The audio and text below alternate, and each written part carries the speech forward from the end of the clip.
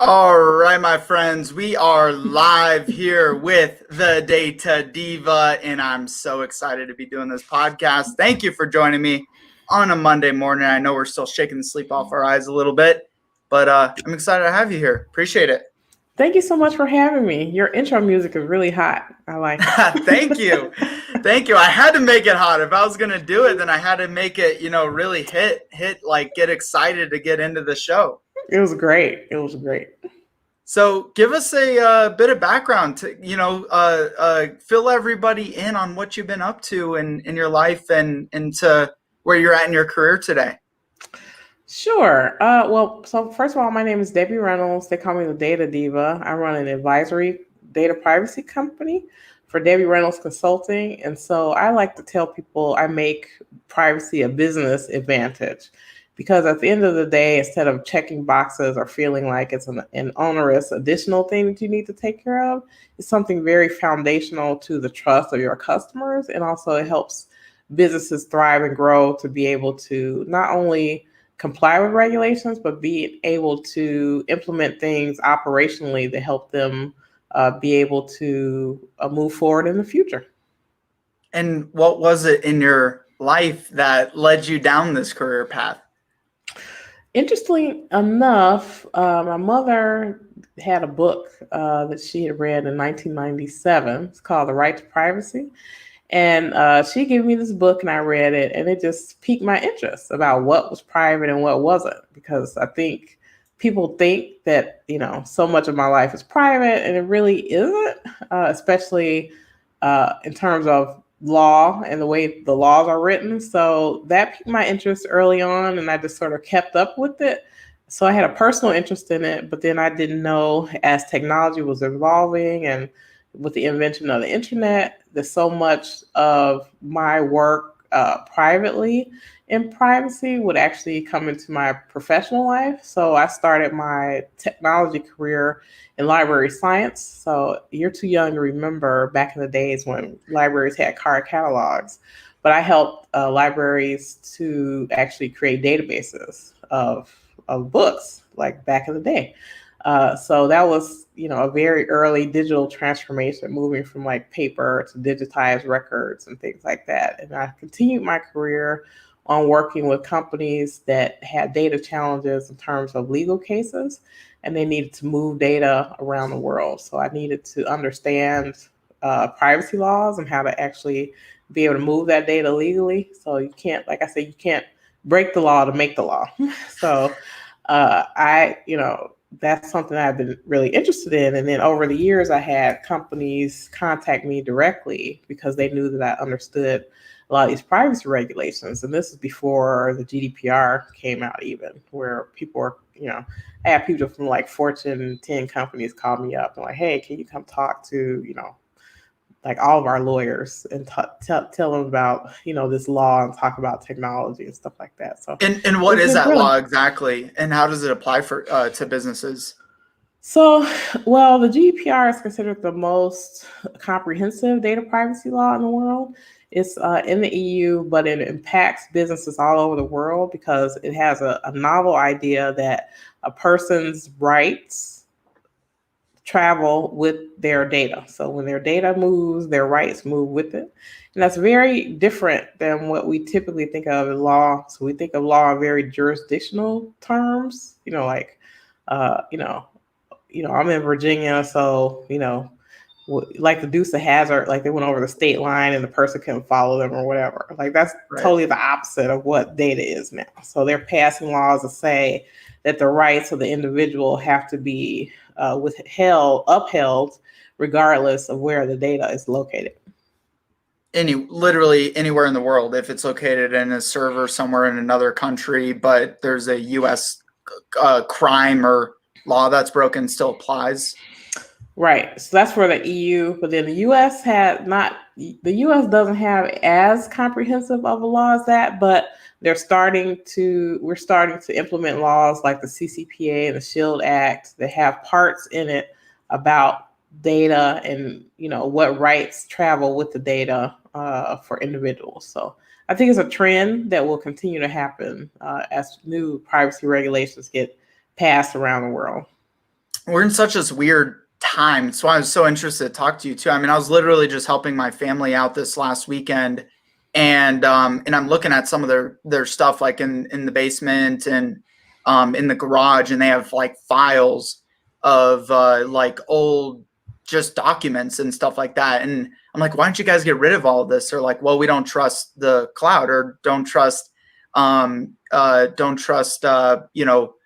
it somewhere online. And we're just in that weird transition period where there's still a lot of people that are holding on, and maybe it's not to we're not there yet to be able to save files. Like, what's your kind of perspective on that? Yeah, I think it's definitely a personal choice. Actually, it's interesting that you say this. So, the US, we have something called the third party doctrine, which is kind of a legal doctrine that says that, let me back up. The Fourth Amendment of the Constitution has a part in it about privacy, and it's about unreasonable search and seizure. But the third party doctrine over the years has been interpreted to mean that data or information that's in your physical surroundings have more privacy protections than things that are like online or held by a third party. So I can see how some people would think putting things on the cloud or something that isn't as secure. So it's more secure than you having it in your house in terms of technology and sort of cybersecurity. But in terms of privacy rights, you have more privacy rights with things that are in your immediate surroundings than things that are held by a third party. And companies get treated differently than individuals in that space too, right? There's a lot of nuances between the two of them. Lots of nuances. So yeah. One of the big hot buzzwords that's obviously going around is that digital transformation. Everyone's talking about it. What is digital transformation from your perspective? What should companies know about digital transformation? How can they grow their business? This is a lot of this show is towards business growth and scale. So how does that all apply? Yeah. Digital transformation is the process of moving maybe from an analog, like I say, an analog world to a digital world. So there may be projects within a company that need some type of digital attention. One example would say, let's say back in the day, companies had a lot of paper records that they had in storage somewhere.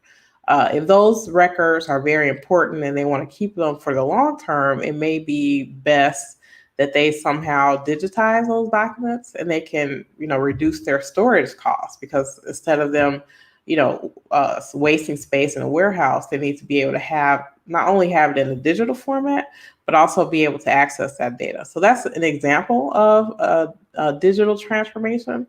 And digital transformation right now for everyone that I see is the adoption of the cloud. So many, quite a few clients I've had over the years have been reluctant to put data in the cloud because they're like, oh, John down the hall, he's our IT guy, our server's in the closet, broom closet or something, and we think that's awesome. But really, like this for when COVID happened, maybe that server did not have access where people can use it from home. So being able to have processes in place where people can, switch quickly to work from home, was really important. So I heard a study recently that said because of COVID-19, the type of digital or the timing of digital transformation, companies have transformed in, 6 months what would have taken like 5 years.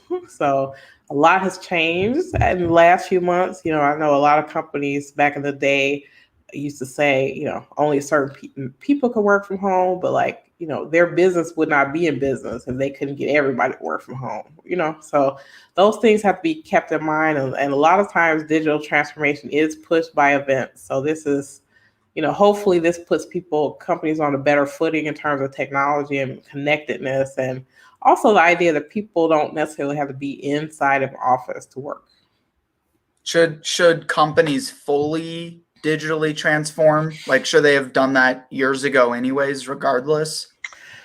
I think companies should have, a lot of people, some companies were in a good position to do this, moving from to work, and some companies just could not make it work because they were so far behind. So I think the idea is you want to, my mother used to say, don't be the first or the last, right? So maybe you don't want to be the first person to go into the cloud, but eventually so much of client work is in the cloud. So much of the work that we're doing right now, like the even podcasting or web hosting stuff we're doing, that stuff 10 years ago would have been so cost prohibitive that you would not have been able to do it. So now, because these tools are more readily available, they're less expensive.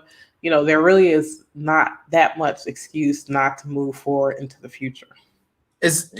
Was there a risk because so many companies rushed in because of COVID? Do you think a lot of them are at even more of a risk now than they were pre-COVID? I think I don't know. Yes and no. So yes, I think they are more at risk because a lot of times companies, they can't control what happens. Like, say for instance, not every company could give everyone their own computer, right, to take home with them. So let's say they're using their own computer, they're accessing data via VPN or something. A person there working on their personal stuff, they may be commingling their personal data with the company data. So there's definitely a risk there. And then also, like hackers take advantage of putting pressure on people and getting them sort of off their game.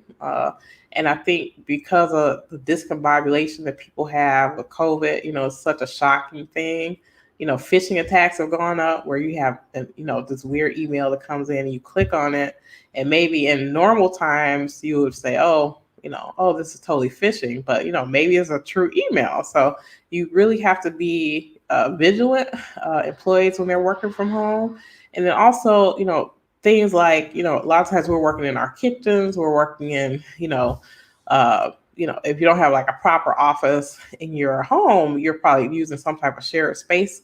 One thing that I advise people to do, especially if they have like smart speakers and things, that they not have that on when they're talking about confidential information, because that information is being listened to and possibly recorded in some way. Obviously you don't want your confidential client or business information being, listened to. My family got me an Alexa for Christmas, and I still haven't used it. I don't want to. I'm too nervous about the security risk of it, honestly.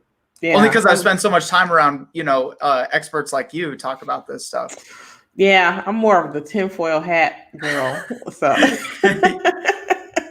you are or you aren't? I am. So what are some of the conspiracies we should be really mindful of in your world? Well, so I'll just give you a story of something that happened.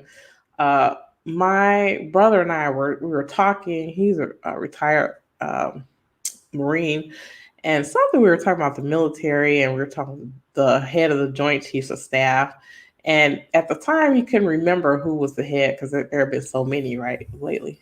And so his phone just started talking and said, "Oh, the head of the Joint Chiefs of Staff is blah blah blah," and I could have fainted.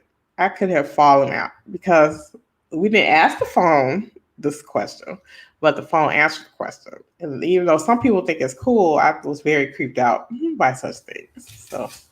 Oh my gosh. Yeah, that's absolutely haunting. I mean, you find out too. It's like you say something and then especially marketing too. Like that's marketers, we ruin everything, right? So, always listening. And then all of a sudden that ad will pop up in Facebook after you're talking about something. You're like, what? How did I even comply, or how did I even agree for that, Right. Exactly. I know someone was telling me they were talking about a particular Chinese restaurant or foods they wanted to eat or something, and they got an ad for that exact thing, and like he could have fainted when he saw that. He was like, "This is ridiculous." It is so ridiculous. Yeah, and you wonder, is to a certain extent, is it good that we have so much data out there that's usable by marketers for better customer experience, or is there a point where it's going to cross the line and we're going to have to take step backwards, but that's probably more difficult, right? Is taking step backwards right now in our data that we allow access to versus like, and trying to take a step back. Exactly. I'm a fan of minimization. So I definitely wouldn't put anything out there that you wouldn't want to be out there. I highly recommend like you're doing, this great work with podcasts. That's what you're supposed to be doing. So you want to, if you're going to feed the beast, feed it with stuff that you want in there, as opposed to stuff that you don't want in there. Yeah, definitely. So if you had to create like a roadmap here for those, because you've worked with Fortune 50, some of the largest organizations in the world, and advised some of those CTOs, CIOs. How would you create a standard roadmap for companies to securely continue to work remote and expand their companies remotely? That's a great question. I would say, I know that a lot of, I guess, companies have to move from kind of the emergency situation we were in, where everyone had to like quickly like transition to work from home, to figure out what their long term plan is going to be. So whether it's going to be some people working from home, people working from home, part of the time, having an office open, whatever it is they're going to work through. Think about it in terms of the long term.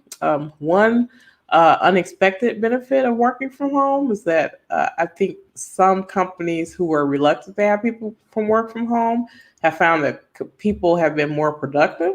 So they're like actually turning out more work than they would have ever anticipated. And then the fact that, people don't have to commute, they're, being able to save money. And one of the big things I've seen is people being able to relocate. So people moving out of maybe the super high cost centers, because if you have a good internet connection, not only can you work from home, you may be able to work from anywhere. So hopefully that some of those changes really stick. But in terms of being able to grow and move forward in companies, I think you need to find the best way that your employees can work and be productive. So if it's more, if you get more productivity from someone because they work from home, you should really heed that.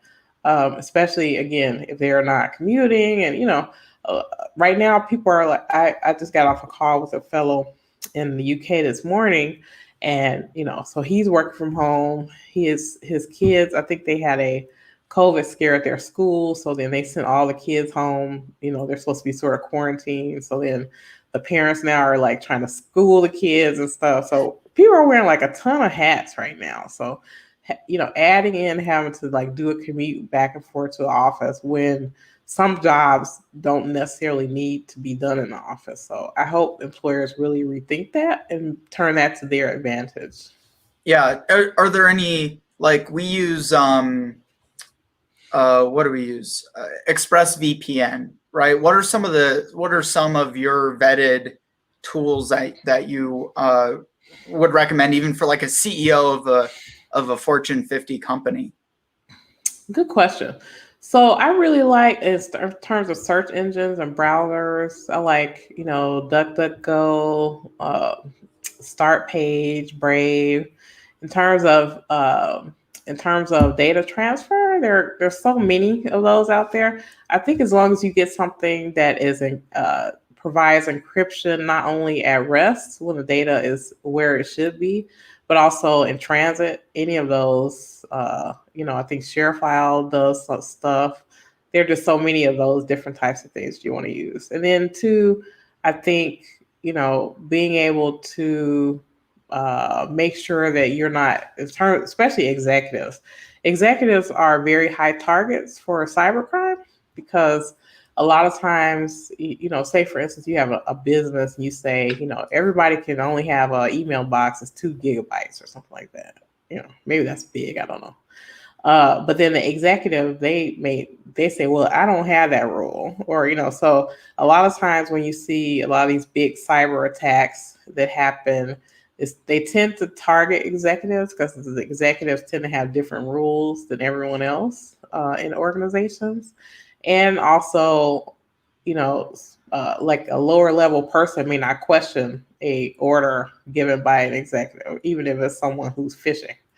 So I think executives really need to be very vigilant about how they, manage their passwords, making sure they're locking their machine, making sure they're not leaving around, sensitive documents, or you're in places where you're talking and people are overhearing your conversations. All those things really are important in terms of cybersecurity.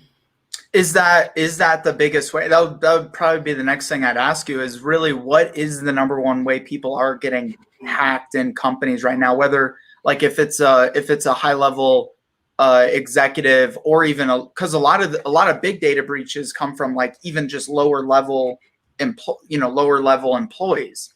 So what is the number one way that you're seeing people are getting hacked? Probably two ways, I would say. One is probably phishing. Phishing is where you get an inbound email and you're asked to do something. So whether you're asked to respond, you're asked to click on a message, you're asked to make some change.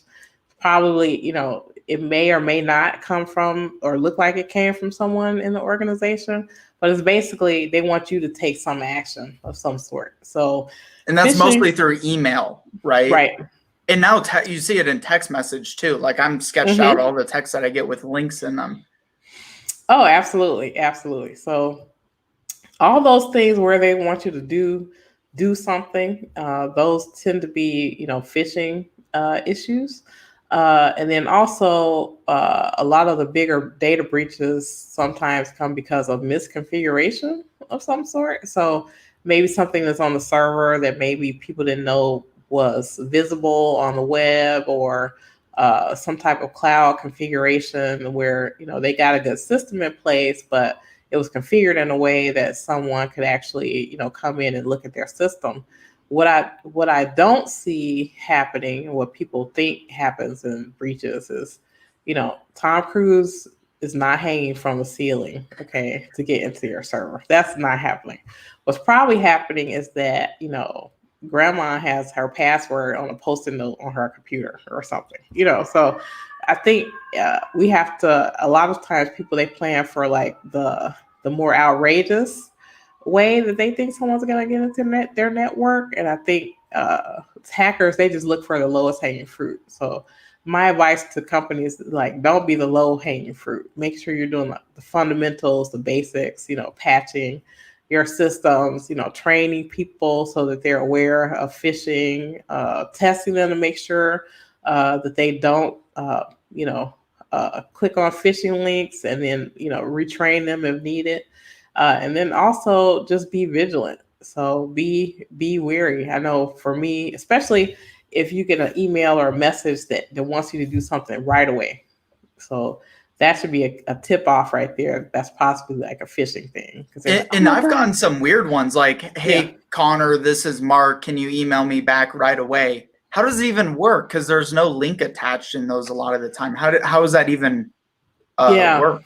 Well, when they see your email like that, they want you to respond to you. They want you to give them something that they don't have about you already. So they say, I've got one of those where they say, where it looked like it was from someone that I knew, and they, can you send me your cell phone number? And it's like, what? You didn't have that before, but you're asking for it. So that's another thing that you need to be worried about with phishing, where you're providing some information that the other person did not have before. So if someone calls me with a suspicious thing, I ask them questions. I'm like, so, what about this? What about that? And if you're too curious and you're asking too many questions, they'll eventually leave you alone. So you're like more trouble than you're worth at that point. So just be a pain in the ass for hackers and they'll leave you alone. Oh, absolutely. Or don't respond at all. Like, they have that too. It's like, oh my God, you have to do this right away. So. Yeah. And that's something I've noticed too, especially as we become such a more public facing company. I've gotten a lot of exposure for our business through just, speaking, podcasts, and all the content we put out there. And so our team gets a lot of sneaky random stuff here and there. I'm always preaching to everybody, guys, Slack somebody in the team and say, hey, did you send this email? Was this actually from you? Because there is a lot of phishing attempts that we see pretty regularly. Yeah. And typically you want to switch it up too. So like someone sends you an email and it looks suspicious, you tell them to call you. They're not going to call. So Yeah, that's a good one too. that would just be the end of the conversation. Yeah, So. say call me, but don't put your phone number in there because Yeah, then now they exactly. have your phone number. Yeah, exactly. Uh-huh. Yeah. Well, cool. So just pivoting gears here real quick, I'd love if you could touch on just a bit of where did the whole Data Diva brand come from, and what led you to building a personal brand around your business? There's a lot of peers of yours in your industry, and a lot of them I've spoken to are very resistant to, for probably security reasons, put their face out there and build their personal brand. How have you done it? What's worked for you? What have you seen as a benefit of building a personal brand? Well, I don't know. I don't know if I consciously did it. I don't think I said, I was like, oh my God, I'm going to build a brand. So it just sort of happened more organically over the years. For me, actually, I was having a conversation at a networking event with a reporter from the Wall Street Journal. And we were introducing ourselves to one another. And when I told her about myself, she said, oh, you're like the Data Diva. And I was like, what? We laughed about it because I thought it was really funny. But I thought, she's a journalist. She's smart. She knows how to sum things up. She said, oh, you should totally use it. So at first I was kind of bashful about using it. And then I started because I feel like data is something that it touches all of us, right? So being able to communicate it, at all levels is very important to me. So I could definitely do, I can do the egghead, journal, letter patch on the elbow talk if I had to. And I could also talk to like a 10-year-old if I needed to. So being able to have a message that you can talk to multiple audiences has been always very important to me. So I think I'm private in my personal life, very much so. Again, I'm more a tinfoil hat person. But for, business purposes and also education, is very important that I be, visible and be able to talk to people. And it's been great. I really have enjoyed it. It's kind of cool. Someone came up with that name and then you just owned it, and then you've just been using it, and it's probably worked. I mean, I even, I get interested in interviewing people in your space all the time. But the fact that you had a brand around that made it that much more alluring for us to be able to do this together. Yeah, people love it. I get emails from people all over the world. It tickles me pink just to hear people say, "Oh my God!" I get a message from someone like, where were they at? Antarctica of all places. Oh, really? And they're like, "Oh my God, I love the Data Diva." And it's hilarious. That's funny. It just makes me laugh. We got to get your own Data Diva podcast going here. I do. I have some things in the works, so just keep your eyes out. Okay. All right. Cool. Yeah. And do you actually act like a diva? I don't get that vibe so much. So. No. It's more of a tongue-in-cheek thing. People know I'm pretty level-headed. You're pretty laid back. Pretty laid back. My whole thing is, and I've always been, people have commented that I'm very calm about things. So, even in corporate situations where people are going like bananas, and I'm like, very calm. Because I'm like, if no one's dying, then it's, that's like the height of an emergency for me. So like the rest of it is like, you have to put things in perspective, in my opinion. Right. Yeah. So. Absolutely. Well, on that too, anything else that's really top of mind for you that you think would be extremely valuable for our audience before we wrap up here? Yeah, I would love for, I always evangelize this to my clients and anyone who want to listen to me about anything about data privacy. But I think it's really important that companies rethink the data that they're taking in, especially as it relates to consumers that they're working with. You want to minimize what you need. So really thinking through what you actually need to perform, like performance of a contract or a service, and be able to get rid of the rest. So being able to minimize what you put in will definitely reduce your back end risk, because then you have less data that's, less of a honeypot for like a hacker to get to, less of an issue when consumers ask you about how they handle their data. And then be upfront and transparent with how you are plan to retain data or how you handle it. So all those things go a long way to keep you out of trouble. And they also benefit you in terms of building the trust of your customer, and also just getting you out of some of the bad situations that companies can find themselves in when they're collecting too much data and they're not being transparent. Love it. Well, thank you for being our mentor today. And what's the best way for people to find you, follow you, get into contact with you? Sure. Well, people can always contact me via my website, DebbieReynoldsConsulting.com. And I'm very active on LinkedIn. Look me up, Debbie Reynolds, the Data Diva. All right. Well, with that note, thank you so much, Debbie. Very much appreciate it. Stick around here real quick towards the end. And those of you still listening here live, make sure you subscribe on all your favorite podcast platforms. Leave a 5-star review so others can find the show too. And we'll see you over in the next one.